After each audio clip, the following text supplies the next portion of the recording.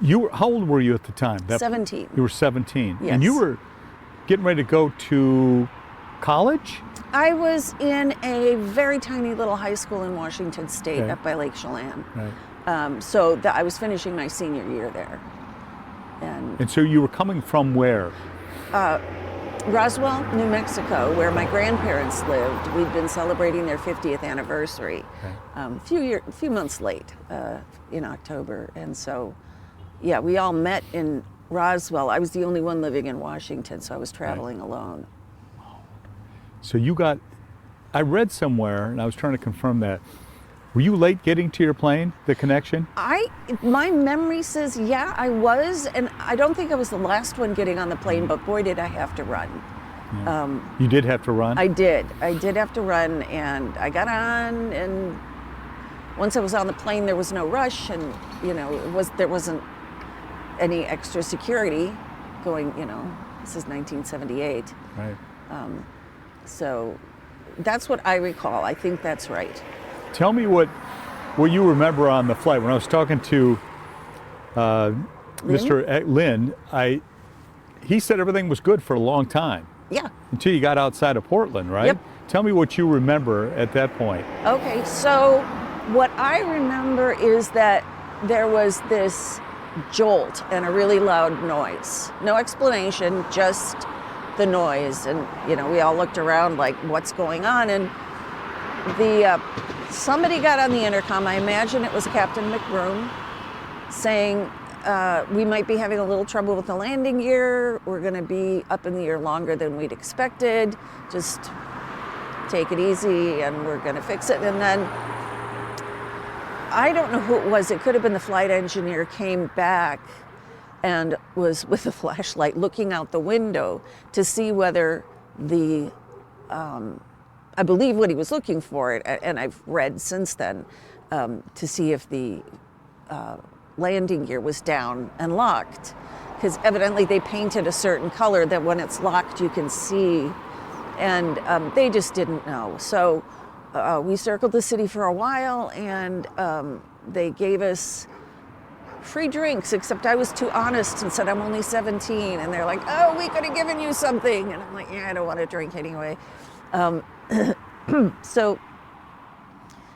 they also made sure that everybody, row by row, understood where they needed to go if there was an emergency landing. Where's your emergency exit? How are you going to get it open? And they had people signed to the seats where the emergency exits were, so that, we knew where we were supposed to go. And the pilot got on again and said, look, we're making our final approach. And when we have it's 5 minutes away, and when we have 60 seconds left, I'll get on and tell you. And then I'll have you get into your brace positions. And he never made that announcement, but the cabin lights all went off. The only lights that were left on were the reading lights for the individual passengers. And a few people kind of figured out what was going on and just said, get your heads down, which we all did. What's going through your head at that point? You really want to know? Yeah. We were supposed to have taken our glasses off. I was worried about my contact lenses. I mean, you pick on the stuff that doesn't matter because you can't deal with the reality of what's actually going to happen, Right. My contact lenses, it was so, looking back on it, it was so silly, although it makes a lot of sense to me, knowing how people operate. Yeah. But I knew I was going to be okay. You're 17, you're bulletproof, right? And then we crashed. We hit the tips of some trees, and so it felt like, when you make your first little bounce at the airport, you touch and then you come up and you go back down, and so I thought we'd made it, that was, and then everything went crazy. It was just loud, and there was so much pressure. The floor buckled, the seat in front of me pinned my legs, so I couldn't get out even, and it was just, people didn't, it was very calm. People said, we have to get out quietly and calmly, and there wasn't any fires, so that's because we had run out of fuel. And so we were able to get out in an orderly fashion. People stopped and helped get my seat pulled away so I could get out, and so my seatmate could get out. She was by the window, and yeah, we just stepped out. I didn't have an emergency exit. I wound up coming through the hole that was left by the plane wing on the left-hand side. And I mean, it's what you do. You just get out and you get out of everybody else's way. Just kind of single file. And it was really cold. It was really, really cold outside. And I didn't have anything resembling proper winter wear. But I also, you know, and my ankle was all, not twisted, but it had been pretty well crushed and injured, but I couldn't sit down. You've got a lot of adrenaline going on. And people were stopping to say, why don't you sit down? You look like you're really limping. I'm like, I can't sit down. You know, you bring me 3 chairs and I might be able to pick one of them, but right now, no. There was a really kind family, and I was very trusting at that time. Came through the neighborhood, and they just said, is there anybody injured? Can we take them to our home where we can keep them warm and let them use our phone? And the people who were trying to take care of me just kind of shoved me into the car and said, you need to take care of her. She's not doing a good job of taking care of herself. It was very sweet. It was very sweet. So I went to their house with another passenger. And they just said, look, don't worry about the cost. You can use our phone. We don't worry about the phone bill today. So that's when I called my parents for the second time, at which point they just were like, are you okay? I'd called you before to tell you I was okay. And but at this point, they believed me. And yeah, it turned out to be a pretty crazy night. Was there a point where you just kind of went, boy, I'm alive. I just survived a plane crash. Next morning. Yeah? Yeah. Next morning. I mean, it kind of creeps up on you slowly. Yeah. But it wasn't until the next morning that it started to dawn on me that, oh, that's big news. Yeah. It's really big news. It's bigger than, well, anything I'd ever imagined. Yeah. Drama queen or not, at the age of 17, right. It's not what you think of. And you, when did you hear or realize that 10 people had died? I don't remember. I don't remember. I know that on the day of the crash, I had seen. Okay, I'm going to go back in my story for just a moment. There was a flight attendant and then Forrest Mendenhall. They were the 2 crew members who died. And the flight attendant was named Joan Wheeler.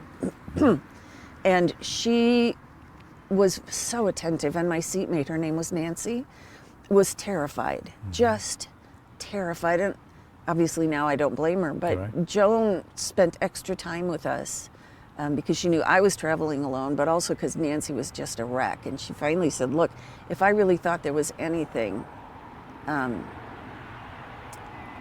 if I really thought we were in any danger, I would jump out the window with or without a parachute. I'm not worried. And then, of course, she died.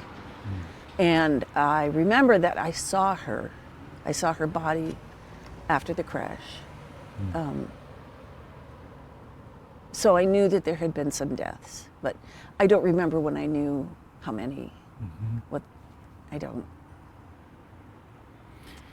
Yeah. Talking to Lynn, he mentioned how it was obviously life-changing for him. Absolutely. And he feels now he's got an extra 45 years of life. How do you look at this? You know, I've always felt, and I hate to say it this way because it sounds kind of trite, but I've always felt that I was here for a reason. I may never know what that reason is. I may never ever know, but somewhere along the line I'm going to touch somebody with my story or with the effect that it had on my life. I mean, this informed my entire adulthood. because I was just on the cusp of, I was just a few months away from my 18th birthday. But I feel like, yeah, my entire life changed in a way that it wouldn't have, and it changed for the better. For the better? Yes. And tell me why that is. It brought me out of my selfish, the world revolves around me mode, which it does. It still revolves around me, and everybody does that, you know, if you don't experience it. Right. But I think it's given me more, and has always given me more passion toward taking care of other people and making sure that they're okay too. You know that I'm a nurse and that I went into hospice care. Because of this crash? In part, yes. Yeah. I also had worked as a nurse's aide in as a CNA before the crash, and I'd witnessed some really unhappy deaths.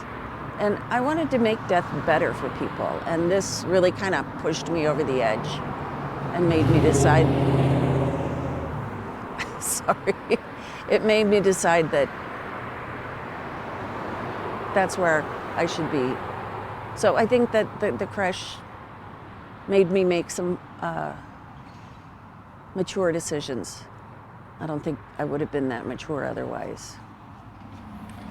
The NTSB blamed the pilot. Of course.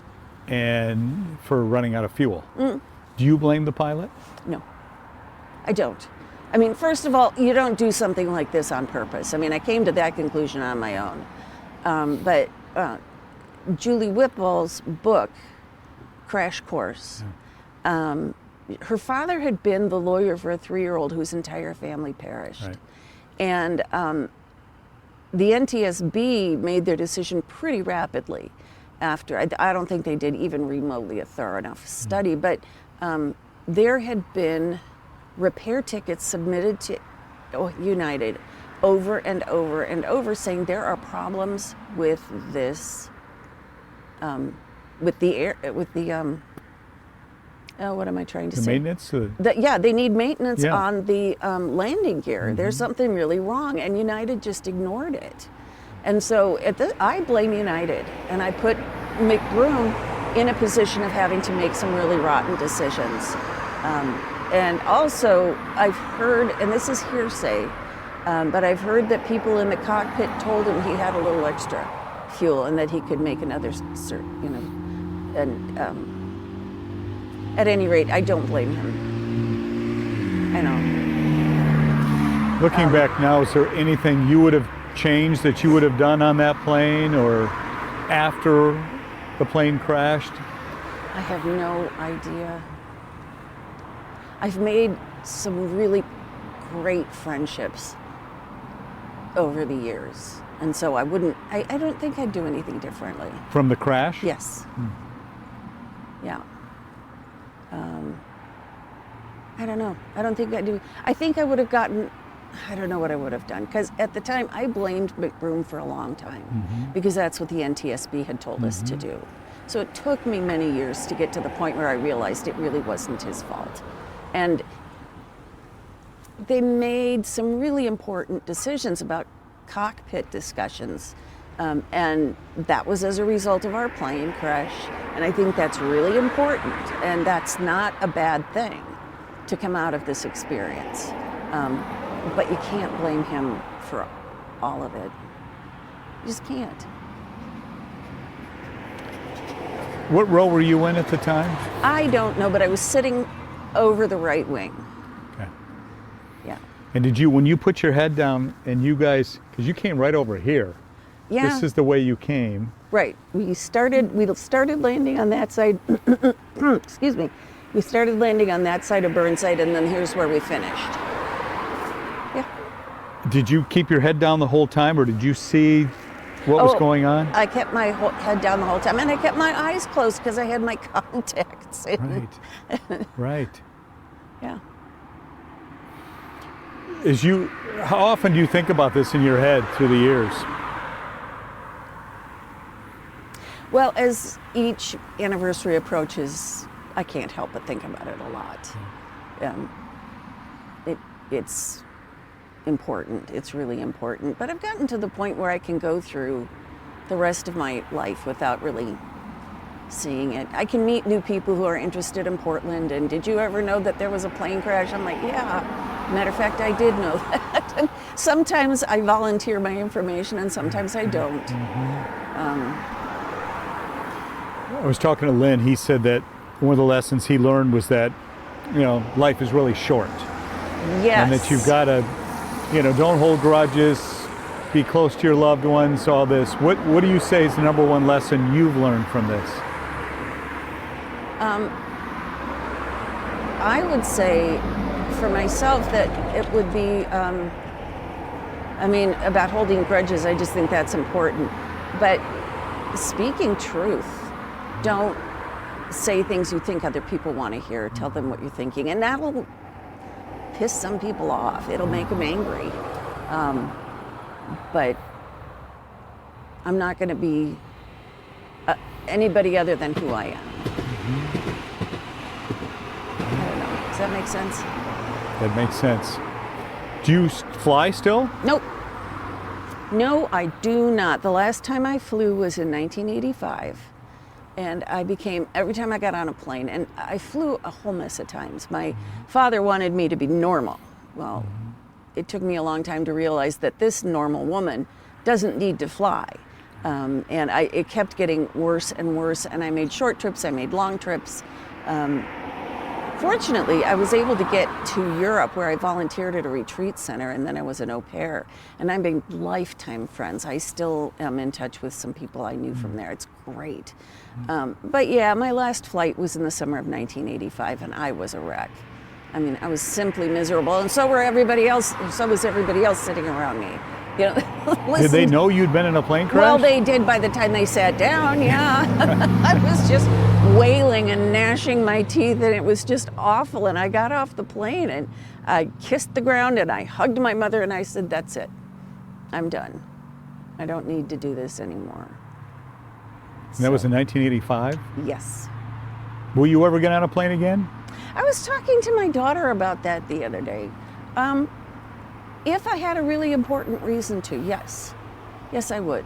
There are some family issues with her, and if something came up and she was in any sort of danger, or I don't know, I don't want to use the word danger, but without giving too much away, I would get on a plane for her. And I've always told the kids, if you were someplace and I needed to go help you, I would get on a plane for you. It was just flat out. So yeah, we talk about it. We're not going anywhere soon, but I would do that for her if I had to. Do you ever wonder why that those 10 people died and you did not? Does that ever run through your head? No, it doesn't. No. No, it doesn't. Yeah, I don't know. It's just so sad. But no, it doesn't. I don't understand those sorts of things. I don't try to. Yeah, I would imagine it's hard to sort through all that. Yes. Just the emotions of that evening, 6 o'clock at night. Yeah. Cold December night. Very cold. Yeah, of why all this happened, What I find interesting is that the two houses on either side of Burnside were unoccupied. Yeah. This house, I think, was for sale. I'm not certain, but somebody in this one on the north side was doing some electrical work on his house and getting stuff spiffied up, and he stepped out for a burger. And can you imagine coming home and finding a United Airlines plane instead of your house? It's incredible. I know. I don't even know who that person is. I'd love to talk to them. Well, then you had the family who lost 4 members. Yes. And they'd moved those people for weight balance. I did not know that. This is what Lynn told me. They'd moved them for weight balance purposes. Oh, man. And so, that certainly is a tragedy. Oh, yeah. It's absolutely a tragedy. And Lisa, the daughter who survived, She's doing okay. We send each other messages periodically. We don't get too into depth. Right. She doesn't like talking about it. I understand that. I would totally respect that. So but she's raising 4 kids. She's doing okay. Are you tired of talking about it yet? You've been talking for 45 years. Every time the topic comes up, it's fresh. Yeah. So this time of year, I do get a little tired of talking about it. Don't take that personally. Yes, I won't. But I get to look forward to talking to people like Chris Mendenhall, his dad, and he and his wife are going to be here, and I'm really looking forward to seeing them. They're delightful people. So you think your life is better now than it was prior to the crash? Yes, I do. I think that my view on life and death and those sorts of things is a healthier one than it would have been otherwise. I'm certain of that. I mean, I think I was destined to be a hospice nurse for a wide variety of reasons, but in terms of taking it to heart, and making sure because of me that things were better for them,